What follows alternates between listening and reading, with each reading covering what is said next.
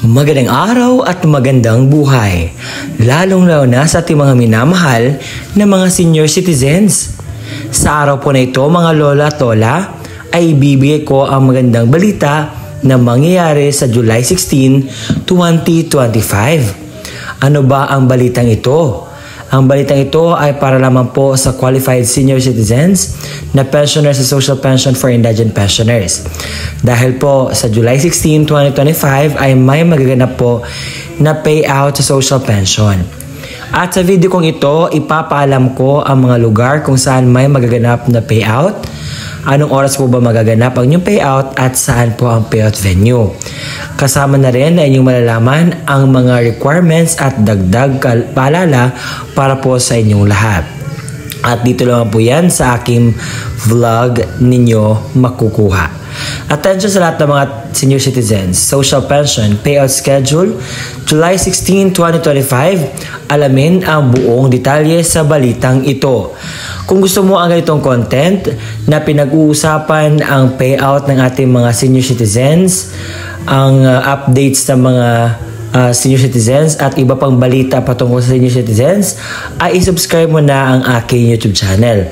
Dahil araw-araw po akong nagbibigay po ng update patungkol po sa payout ng ating mga senior citizens at iba pang mga bagay-bagay. Kaya naman, kung nais mo din maging updated sa videos na i-upload ko pa dito sa aking YouTube channel, ay i-bell notification mo na. At ngayon po ay atin na pag-uusapan at ibigay ko na ang kumpletong detalye sa balita na dapat nyo mapakinggan sa mangyayaring payout sa Social Pension for Indigent Pensioners sa July 16, 2025. Kaya hindi na natin papapatagalin pa ang oras, atin nang sisimulan na ibabalita.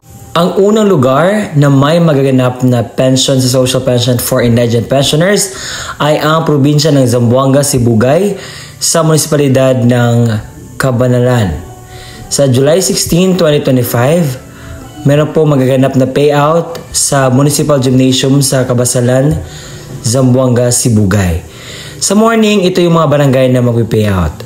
Sa alas 8 hanggang alas 12 na tanghali, ang barangay Gakbusan, barangay Simbol, barangay Sininan, barangay Bulo Batalyon, barangay Palinta, barangay Tigbanggangan.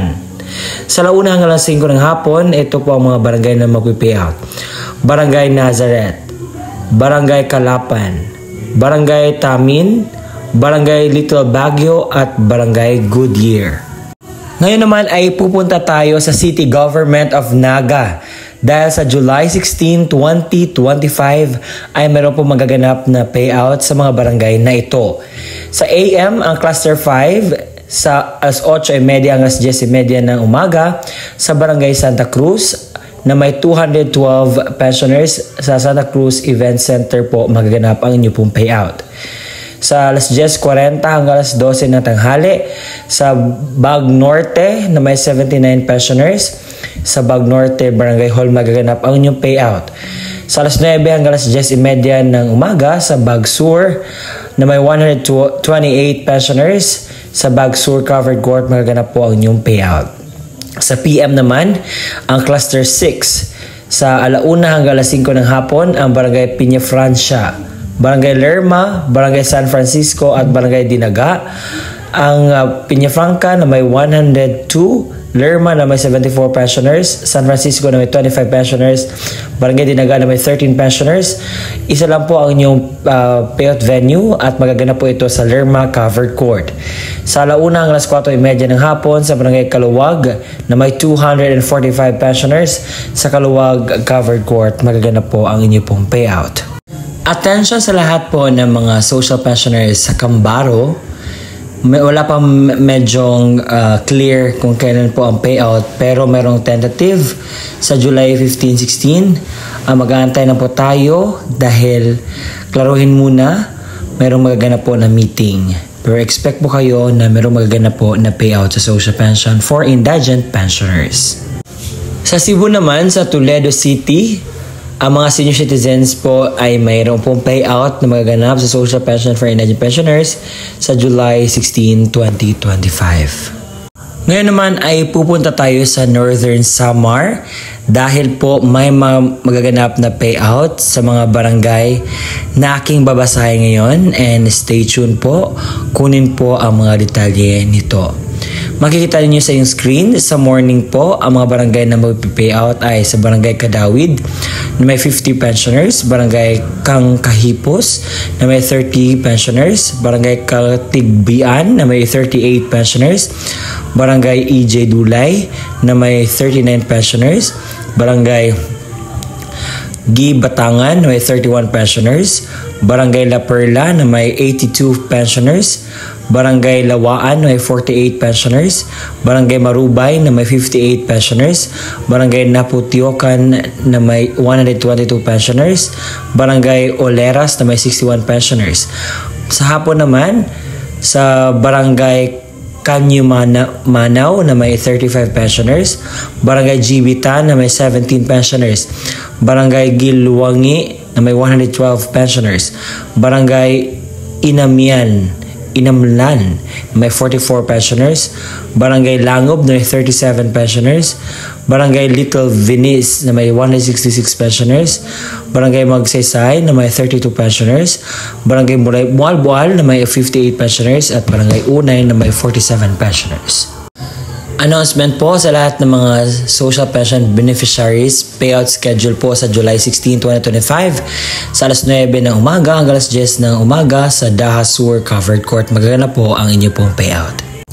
Ngayon naman ay lilipad tayo papuntang Negros Oriental sa munisipalidad ng Santa Catalina sa July 16, 2025. Ang payout venue po ay magaganap sa Barangay Kabulakan Covered Court, sa Barangay Buenavista na may 36 pensioners, Barangay San Miguel na may 35 pensioners, Barangay Amio na may 53 pensioners, Barangay Kaingangan na may 32 pensioners, Barangay Mang Sanay Gumayon may 36 pensioners, Barangay Santo Rosario na may 21 pensioners, Barangay Obat na may 56 pensioners, Barangay Kabulakan na may 56 pensioners also. Sa Barangay Poblacion Covered Court, ito yung mga barangay na mag-payout. Sa San Jose na may 52 pensioners, Barangay Caranoche na may 80 pensioners, Barangay Poblacion na may 240 pensioners. Sa Barangay Kawitan Covered Court, ang mga barangay na mag-payout ay Barangay Talalak na may 65 pensioners, Barangay Nagbinlod na may 49 pensioners, Barangay Manlongon na may 134 pensioners, Barangay Alanggilan na may 71 pensioners, Barangay Kawitan na may 103 pensioners. Sa Barangay Nagbalay Covered Court, ang mga barangay na mag-payout ay Barangay Fatima na may 51 pensioners, Barangay San Pedro na may 54 pensioners, Barangay Milagrosa na may 51 pensioners, Barangay San Francisco na may 114 pensioners, Barangay Mabuhay na may 51 pensioners, at Barangay Nagbalay na may 60 pensioners. Ngayon naman ay pupunta tayo sa Barangay Masalukot dahil po mayroong magaganap po na payout sa barangay ito at dapat niyo po itong malaman. Ito po ang kumpletong detalye sa balitang ito. Sa Miyerkules, July 16, 2025, alas 9 hanggang alas 10:30 ng umaga, sa Barangay Masalukot 2 Covered Court po magaganap ang payout.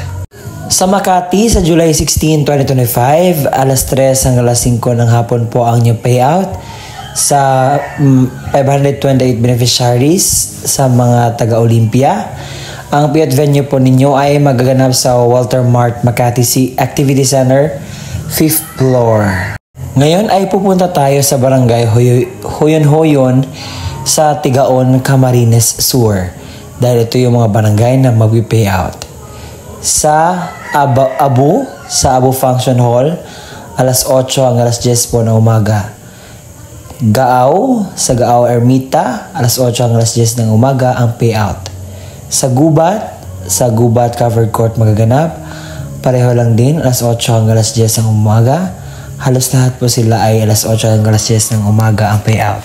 Sa Barangay Huyon-Huyon, sa Huyon-Huyon Covered Court, sa Barangay May Anaw Covered Court magaganap, Barangay San Francisco sa San Francisco Covered Court, Barangay San Miguel sa San Miguel Covered Court, Barangay San Rafael sa San Rafael Covered Court, Barangay Talahungon sa Talahungon Covered Court, Barangay Vinagre sa Vinagre Covered Court. Magaganap po ang inyo pong payout. Sa mga taga-barangay Kasilawan, ang inyo pong payout ay magaganap sa July 16, 2025, alas 10 hanggang alas 11 ng umaga sa Walter Mark, Makati 5th floor. Sa Palale Barangay Council sa Banga Aklan, sa July 16, 2025 ay meron pong magaganap na payout at ito yung patunay sa sinasabi ko. Sa Barangay Palale, ang oras po ng inyong payout alas 10 hanggang alas 11 ng umaga sa covered court ng Palale Multipurpose Hall. Sa Kadiukan, ito po ang mga barangay na mag-payout sa July 16, 2025. Barangay Danao, alas 8:30 hanggang alas 11 ng umaga sa Danao Covered Court. Sa Barangay Cantagda, alas 8:30 hanggang alas 11 ng umaga sa Cantagda Covered Court. Sa Barangay Cambalo, alauna hanggang alas 3:30 ng hapon sa Cambalo Covered Court. Sa Barangay Marigondon, alauna hanggang alas 3:30 ng hapon sa Marigondon Covered Court. Magaganap po ang payout. Sa Barangay San Jose, sa lungsod ng Manhuyod, meron po kayong dapat malaman na anunsyo sa inyo pong lugar dahil meron po magaganap na social pension payout sa July 16, 2025 at pupunta po kayo sa Municipal Quadrangle dahil doon po magaganap po ang inyong payout. Sa probinsya ng Cebu, sa munisipalidad ng Tabugon, ito po yung mga barangay na magpipayout. Sa Barangay Salag, sa alas 9 hanggang alas 11 ng umaga sa Salag Covered Court. Sa Barangay San Isidro, sa alas 11 hanggang alas 12 ng tanghali sa San Isidro Covered Court. Sa Barangay Camubuan, alas 9 hanggang alas 10 ng umaga sa Camubuan Covered Court. Sa Barangay San Vicente, sa alas 10:30 hanggang alas 11:30 ng umaga sa San Vicente Covered Court. Barangay Manlagtang, alas 9 hanggang alas 10:30 ng umaga sa Manlagtang Covered Court. Sa Barangay Somoza, alas 11 hanggang alas 12:30 ng umaga sa Somoza Covered Court. Magaganap po ang inyong pong payout. Ngayon naman ay pupunta tayo sa Barangay Pindongan sa Giangan, Ifugao. Dahil meron po magaganap na payout sa Social Pension for Indigent Pensioners at ito po yung patunay. Ang oras po yung payout ay alas 8 ng umaga at ang payout po ay magaganap po sa inyong barangay hall. Sa DSWD ng NCR, meron po magaganap na payout sa Social Pension for Indigent Pensioners. At ito po ang patunay sa aking sinasabing payout sa social pension. Inyong mga barangay, ang Barangay Pineda, alas 9 hanggang alas 12 ng tanghali. Barangay Bagong Ilog, Barangay Capitolio, Barangay Oranbo, Barangay San Antonio. Ang oras po niyang payout alas 12 hanggang alas 3 ng hapon. At pupunta po kayo sa Pineda Covered Court, Barangay Pineda. Sa July 16, 2025, ito yung mga magpipayout sa Iloilo City. Barangay Poblacion 1 na may 217 pensioners. Sa City Hall G magaganap alas 8 hanggang alas 12 ng tanghali. Pareho lang po silang lahat ng payout time alas 8 hanggang alas 12 ng tanghali. Sa Poblacion 2 na may 184 pensioners sa Bahay Maria. Sa Poblacion 4 na may 245 pensioners sa Barangay Hall. Sa Poblacion 9 na may 182 pensioners sa Poblacion 9 Madrasa. Sa Poblacion Mother na may 607 pensioners sa Barangay Hall magaganap. Sa Poblacion 7 na may 527 pensioners sa City Hall Gymnasium magaganap. Sa Barangay Rosary Heights 1 na may 147 pensioners sa Barangay Hall magaganap. Sa Rosary Heights 2 na may 184 pensioners sa Under Flyover magaganap. Sa Rosary Heights 3 na may 379 pensioners sa City Hall Gym magaganap. Sa Barangay Rosary Heights 4 na may 150 pensioners sa New Barangay Hall. Sa Barangay Rosary Heights 5 na may 210 pensioners sa Senior Citizens Model Center. Sa Rosary Heights 12, maganap po ang inyong payout sa Barangay Hall na may 100 pensioners. Sa Bangkal, meron pong magaganap na payout sa July 16, 2025 mula launa ng hapon hanggang alas 3 ng hapon sa 5th floor ng Walter Mart, Makati. Sa July 16, ito yung mga barangay na mag-payout sa Makati. Barangay Venezuela na may 78 pensioners, Barangay Kasilawan na may 156 pensioners, Barangay Camona na may 166 pensioners, Barangay Olympia na may 528 pensioners, Bangkal na may 134 pensioners.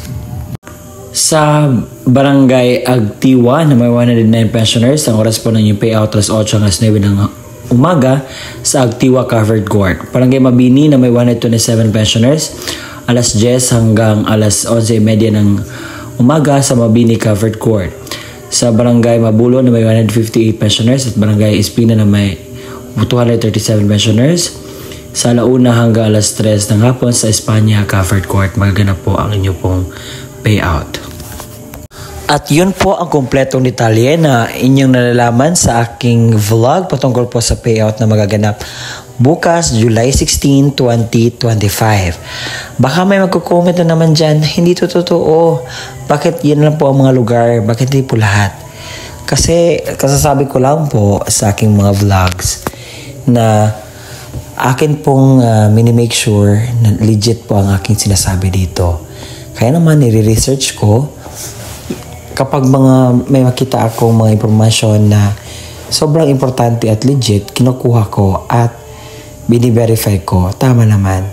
So ang nangyari kasi, marami ang mga nagko-comment na hindi naman yan totoo. Bakit hindi kasali sa amin? So ang dapat mo po kasing gawin, kung hindi po pinost sa online, ay pupunta po kayo sa pinakamalapit na barangay sa inyo at alamin ang status ng social pension payout updates. Nang sa gayon ay hindi na kayo mag-comment ng kahit na ano dito sa aking vlog. And sa puntong ito, ibibigay ko sa mga kumpletong detalye na dapat nating malaman patungkol po sa payout na magaganap. So, ating pakinggan. Isang malinaw na Xerox ID ng senior citizens na mayroong 3 orihinal na pirma o thumb mark sa katulad ng ID ng senior citizens. Paalala, pananatihing presentable ang mga dokumento. Ilagay sa plastic envelope nang iwasang magusot. Huwag bilutin ang mga papel at siguraduhin pareho ang pirma o thumb mark base sa ID ng senior citizens. Kung authorized representative ng senior citizen o benepisyaryo ang kukuha ng pensyon, isang malinaw na Xerox ID ng senior citizens na mayroong 3 original na pirma o thumb mark sa katulad ng sa ID ng senior citizens. Authorization letter na nagmula sa MSWDO, CSWDO, or OSCA na mayroong original na pirma ni na MSWDO, OSCA, senior citizens at authorized representative. Isang malinaw na Xerox ng government-issued ID, kagaya ng SSS, updated PhilHealth ID, updated Barangay ID, UMID, Voters ID, updated voter certification, updated police clearance, and authorized representative at lagyan ng 3 original na pirma o thumb mark katulad ng ipapakitang ID. Paalala, siguraduhin pareho ang lagda o thumb mark ng senior citizens, benepisyaryo at authorized representative base sa kopya ng government-issued ID na pinesinta. Kompletuhin ang mga hinihinging lagda, thumb marks sa authorization letter, iwasang magusot at huwag bilutin ang mga dokumento. Kung namatay na ang benepisyaryo, isang malinaw na Xerox ID ng pensioners. Warranty letter na nagmula sa MSWDO, CSWDO o OSCA na may pirma ni MSWDO. Xerox ng death certificate ng benepisyaryo na may mayroong serial number.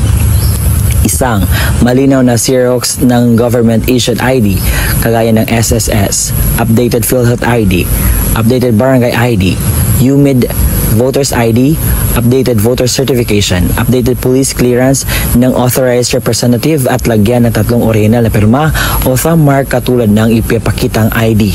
Palala, kompletuhin ang mga hinihinging lagda o thumb mark sa warranty letter, iwasang magusot at huwag bilutin ang mga dokumento. Kung wala ang death certificate, kailangan na certification mula sa MSWDO, CSWDO na nakasaad ng pagpapatunay na ang beneficiaryo ay patay na at kasalukuyang inasikaso ang death certificate. Ito yung mga pwedeng sundin na estratehiya. Ang pagbibigay ng pensyon sa mga beneficiaryo ay per barangay o clustering per barangay upang maiwasan ang pagkakaroon ng maraming pagsasama-samang mga tao. Gawing sunod-sunod ang pila hanay ng mga beneficiaryo base sa numero or payroll number na ibinigay upang maiwasan ang pagkakaroon ng pakiusapan, sangat at lalo higit ay mas mapadali ang daloy ng pagbibigay ng pensyon sa mga beneficiaryo. Pagdalahin ang mga beneficiaryo ng kanyang itim ballpen upang maiwasan ang paghihiram. Magtalaga ng isang staff na maaaring tumulong sa paymaster upang mapadali ang pagbibigay ng pensyon sa mga beneficiaryo. Lagyan ng numero ang Xerox copy ng ID upang mas mapadali ang paghahanap sa payroll. Mga paalala: maglaan ng malawak na space para sa pagdadausan ng payout at ng upuan para sa mga beneficiaryo ng programa. Maglagay ng madaming kopya ng certification of same person sa bawat lamesa na upuan ng mga paymaster at siguraduhin may lagda ito ng MSWDO at CSWDO. I-check ang mga lagda o perma sa mga dokumento kung original o kompleto. Dagdag paalala, dahil laganap na po ang monkeypox dito sa ating lugar, sa ating bansa, ito po yung dapat nating gawin at bilang advice ko na rin sa inyo. Una, kinakailangan po magsuot tayo ng face mask. At pangalawa, kinakailangan pong mag-social distancing. Pangatlo, kinakailangan po magdala tayo ng sariling alcohol natin na sa gayon ay manatiling safety po. Dahil alam natin na ang mga senior citizens ay medyo kinakailangan ng pag-care at yun po yung mga suggestion ko. At sa pag-payout naman, kinakailangan na mahinahon po. Sumunod lamang po sa alituntunin ng payout nang sa gayon ay wala po tayong problema, aberya o ano man pong pwede mangyari. At pumunta lang po kayo sa araw mismo ng inyo pong payout. Huwag po kayo mag-advance na pumunta doon. Dahil po, kung sino yung nakaschedule talaga, yun naman po ang makakuha ng kanilang payout. At kinakailangan kompleto din ng requirements sa pagpunta doon. At kung kinakailangan ninyo ng tawag dito kasama or assistant, so pwede niyo po magdala. At yun po ang vlog natin for today na sana'y nakuha na niyo po ng aral. Maraming salamat sa panonood. Bye bye and see you again next time. Muli, ako po si Ruel Mendoza Tanyo.